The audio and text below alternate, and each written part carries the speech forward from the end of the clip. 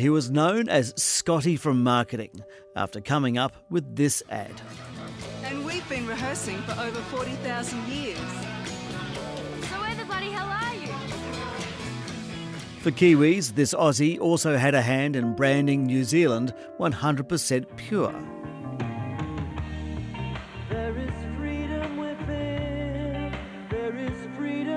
But now, former Aussie PM Scott Morrison is talking tips on dealing with Donald Trump. Obviously very disruptive, but that's not necessarily a bad thing. Discusses a verbal deal at the heart of a tariff threat. There's a lot of showmanship that goes around these sort of things. And why rockets could be New Zealand's ticket to security in the Indo-Pacific.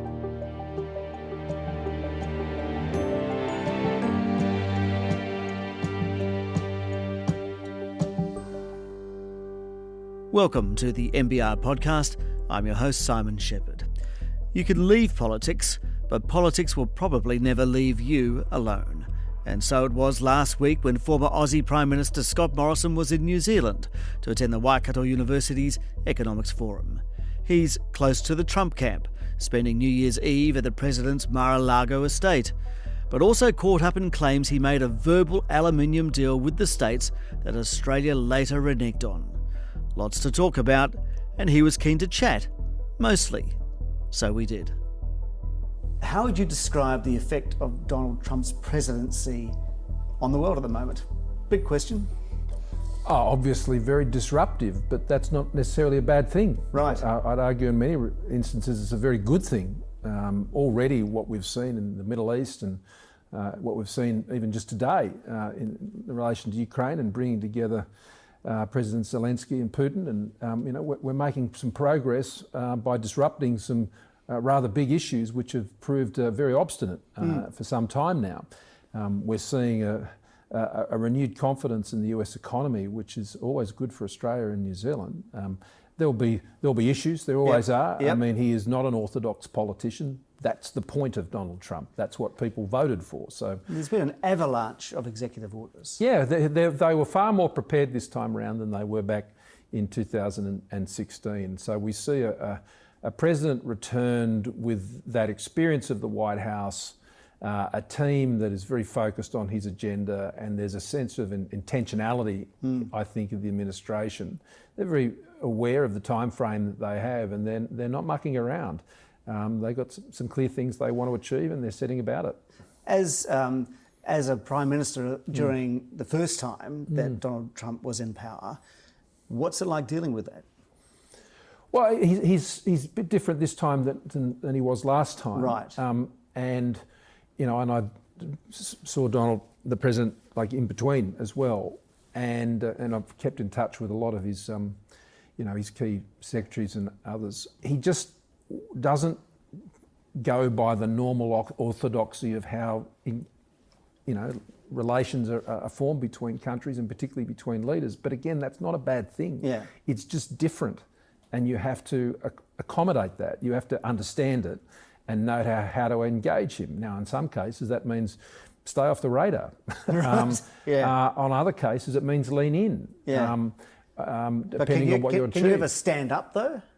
Stand up to Donald Trump? Well, you do, and we've done that in Australia as well. We did when they sought to put tariffs on us. Both my predecessor, Malcolm Turnbull, and I both had to deal with that, and we're both successful in securing exemptions. So you stand up when you have to. You let the administration know, as I often did when there were issues emerging in the region. But you don't have to do this for public spectacle.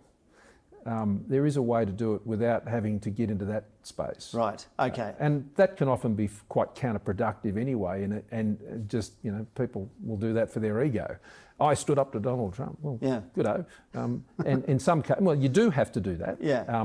You always have to stand up for your own country. If your interests of your country are not aligned with those you're seeking to work with, well, you have to abide by your interests.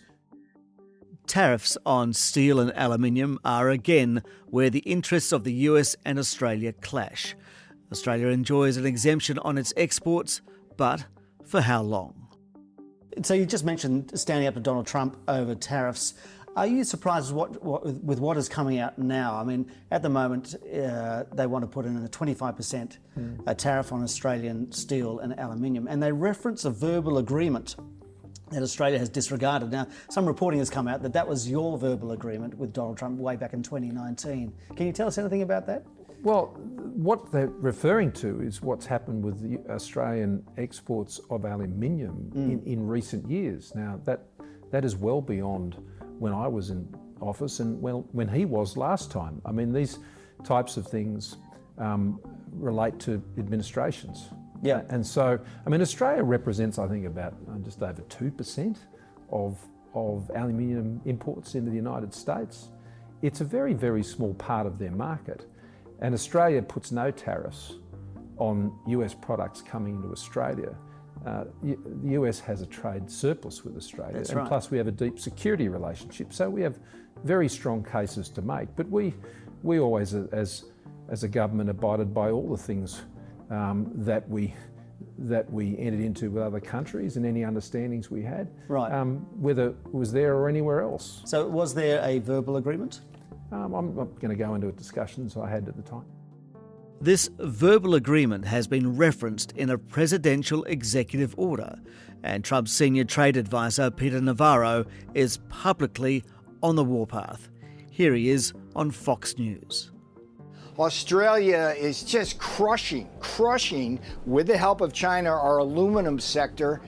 Just the last point on this. So they're referencing it now. They're saying that Australia is killing the aluminium trade in the States. Is this? Well, they said that last time too. All right. So is this bargaining? Is it just? There's a lot of rhetoric that comes out around those things, and those comments are coming from a particular advisor whose enthusiasm for this topic is quite well known. Right. But you get to the facts, and you get to the relationship, and you focus on what's important. But as I said, the Australian share of the US market on aluminium is very modest. So it's no surprise that they're just using whatever they can, whatever conversations, verbal or otherwise, as part of these negotiations. There's a lot of showmanship that goes around these sort of things. You sort of get used to that, Okay. I tend not to get distracted by it. Hence why there's not much interest in me from adding to it. Australia's leverage, as you just pointed out, is the fact that Australia buys more from the US than it sells to the US. New Zealand is on the other way of the ledger. So Australia has leverage with these kinds of discussions. Does New Zealand just have no hope because of that? No, I wouldn't say that. New Zealand has an important role to play in the Indo-Pacific, in the security relationships, different to Australia's, but nonetheless important, particularly the relationship you have with the Pacific nations. That is incredibly strategically important, not just to Australia, but the United States. So you're an alliance partner under ANZUS, you're a like-minded country, a fellow traveller on many of the issues that we hold dear. And to that extent, there's the opportunity, I think, for leverage, which is, appropriate to scale. I mean, we're sitting here in, Jim Bolger's old stomping ground, and I remember when Jim was the ambassador over in the United States, he was pretty effective. Right. Okay. You just talked about the sort of the security relationship. Now, I mean, you were one of the three leaders that put together the Aukus deal, which you signed up Australia with the US and the UK. New Zealand has been invited to sign up on a second, or talked about signing up on a second tier basis, which is a sort of information sharing agreement. I mean, you have inside knowledge of this, I don't, but how would you describe that kind of invitation? Oh, look, Aukus will always only be three parties and should only be three parties. And the reason for that is it's a highest common denominator partnership, and the largest component at the moment involves nuclear-powered submarines. And New Zealand's not getting involved there either by policy of its own making, but equally the scale of commitment that is required to be engaged there. And it is the absolute zenith of defence technology anywhere in the world, and it's closely guarded by the United States. When I put Aukus together and put it to both the UK, to Boris Johnson, and when it was initially being worked up, it was under the Trump administration, and it ended up being landed under the Biden administration. But there was quite a crossover between the two. it was about integrating the defence industrial base and operations of those three countries in a way that it became as seamless as possible. Now, that is hard to do amongst three countries. You try doing that with 5, 6, 7. Basically, you would wash AUKUS out. Right. And you'd lose all of its effectiveness. But that does not mean that like-minded partners with something to bring to the table, like New Zealand or Japan or Korea, on a tangent, can't be involved in particular projects. I think that's quite possible, and I'd say in many cases it's worthy. So you think New Zealand should? If they can bring something of value to the table, sure. Well, given New Zealand's somewhat questionable defence capabilities, do they actually have we're a not seat at the expecting table? them to bring aircraft carriers. Australia's not bringing aircraft carriers. We're bringing nuclear-powered submarines, and we're quite active with other things like subsea autonomous vehicles and a range of other things. We're investing in quantum and AI, and then there's work being done on hypersonics and things like this. But New Zealand's the home of rocket labs. It's one of the most advanced rocket companies in the world. I mean, I think New Zealand should be just overjoyed and full of pride when it comes to companies like that. Yep. And space is part of AUKUS Pillar 2. So, where New Zealand has a particular field of expertise, people. Right. But frankly, you got to bring the dollars too. If you're getting involved, you're getting involved. There are no free riders in AUKUS. Yeah. You carry your own so water, it costs you pay a your lot own in way. defence spending. Well, if you're going to get involved in projects in space, the Japanese would do the same, as would the Koreans. So, as I say, it's a highest common denominator partnership. It's very important that is not diluted. Otherwise, its effectiveness and impact from a combined deterrent point of view in the Indo-Pacific is weakened. Okay. New Zealand likes to maintain its independent foreign policy, balancing between trade and security and various superpowers. Is that unrealistic in this current climate? I think the world has changed a lot in the last 10 years. And I think for a very long time, that was more, walking that fine line was easier. I think walking that line today in an era of global strategic rivalry is much more difficult, particularly for like-minded countries. In Southeast Asia, for example, you have many sort of countries that will work with everybody and will manage relationships sort of even-handedly on both sides. But, particularly given we were just talking a moment ago about wanting to be involved in things like AUKUS, well, you got to lean in. You got to lean in. You got to lean in. Yeah. And that's not unreasonable, I don't think, in the sort of global geopolitical environment that we have today. Yeah. That doesn't mean you don't have an independent foreign policy. Of course it doesn't. But what's the basis of any economic prosperity agenda is security stability. Now, where does New Zealand get that from? It's part of a like-minded alliance. It's part of ANZUS for a start. Yep. And much of the security that is brought to the region is as a benefit of what the US does, what Australia does, and you sort of got to know who brought you to the dance. Right. Okay. Well, let's talk about the region that you just mentioned. Those are the Pacific, and what's happening with China at the moment. Okay. So right now we've got the Cook Islands Prime Minister in China signing some strategic agreements. We've got New Zealand reviewing its aid to Kiribati because politically it seems to have broken down there as well. And we also had the Solomon Islands dancing with China a couple of years ago. We still are. That didn't change. Yeah. We were criticised as a government by our opposition at the time, but really things haven't changed. In fact, they've got worse. How do you assess sort of the current environment in the Pacific right now for both Australia and New Zealand? Well, I think from time to time, not unsurprisingly, you get transactional interests play into a lot of this in the Pacific with particular leaders. And that can happen even over the season of their term. It can change over the course of their term.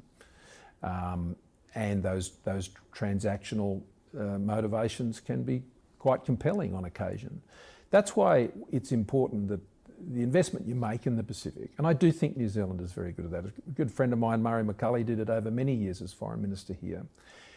Investing in the broader people-to-people relationships, the cultural relationships, the soft diplomacy that is done, A lot of that is done, particularly in the Pacific, through sport. You do a lot of it here in New Zealand. We do a lot of it. We've got a PNG team coming into the NRL, which I think is terrific. So those cultural connections in the Pacific and being seen as a Pacific family, that is something that China can never be part of.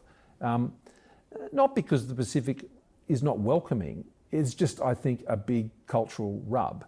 And I don't think that does exist, and particularly not for New Zealand. I think New Zealand is quite uniquely placed in that relationship with the Pacific. So I think you've got a huge job, and I think that's the biggest value often that New Zealand can bring into those, that web of alliances that we share as like-mindeds in the region. Like Aukus and like Five Eyes, those kinds of... All the Five Eyes in particular, but New Zealand shouldn't undersell itself about how important that role is, and how larger countries like Australia and certainly the United States, really rely on that.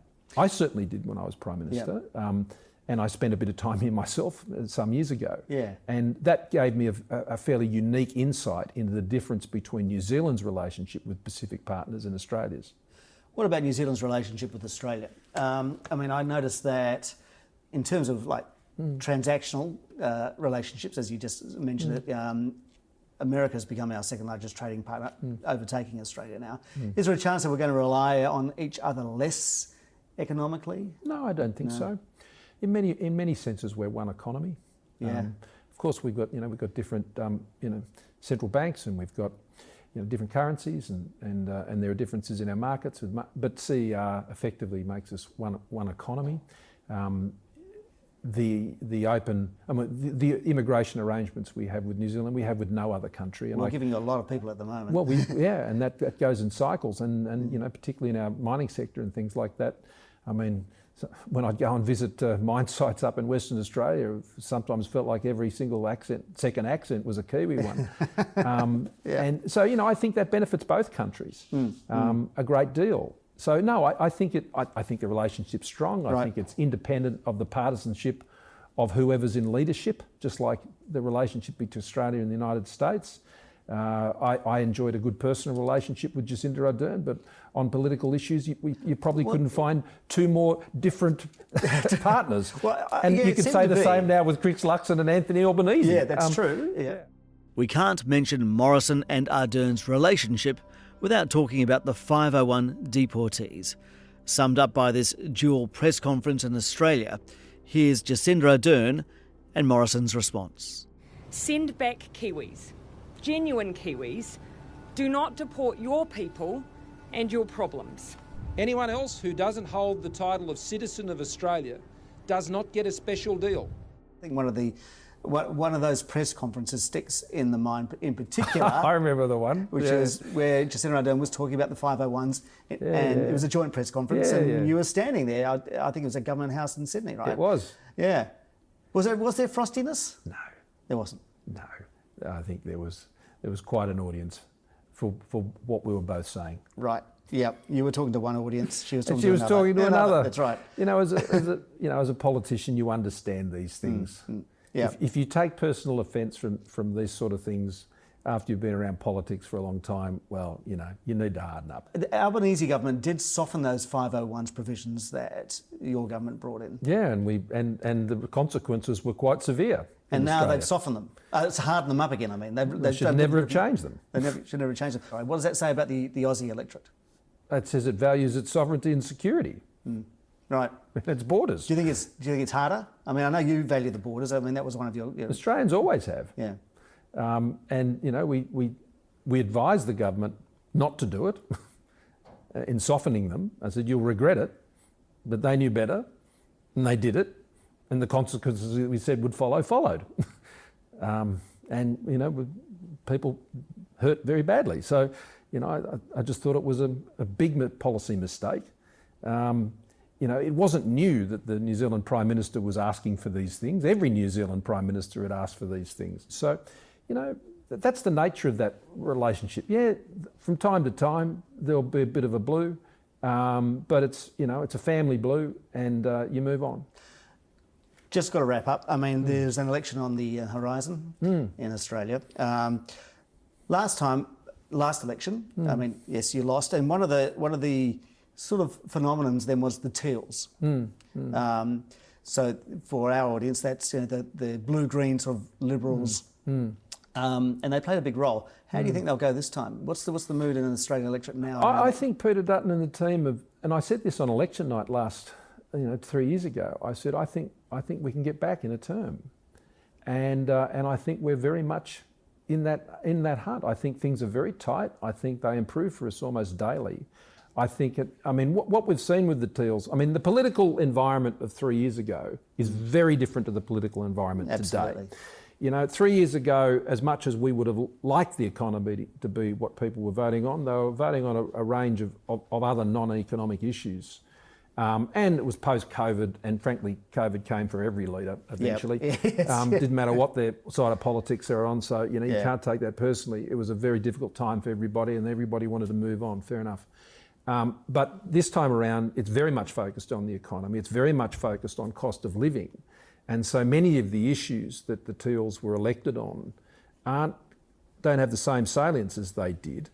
And so the question is asked locally, well, what have they done over that period? And what have those constituencies lost in terms of having, particularly, if we're able to go into government, a government member. So, no, I think we're very competitive in quite a number of those seats, and that's encouraging, as we are against Labor. In my mind, there's no scenario where Labor will form a majority government after this election. There's no scenario, no realistic or credible scenario that Labor would form a majority government at this election. I think there is the prospect of a coalition majority government. So I think the Australian public do have a very good choice that they can make. Will they make it? Well, as Donald Trump likes to say, let's just see what happens. And that wraps up this episode of the NBR Podcast. Links to all social clips are listed in the description, and thanks to content producer Jake Latham. For early access to new episodes, subscribe at nbr.co.nz. I'm Simon Shepherd. We'll catch you next time.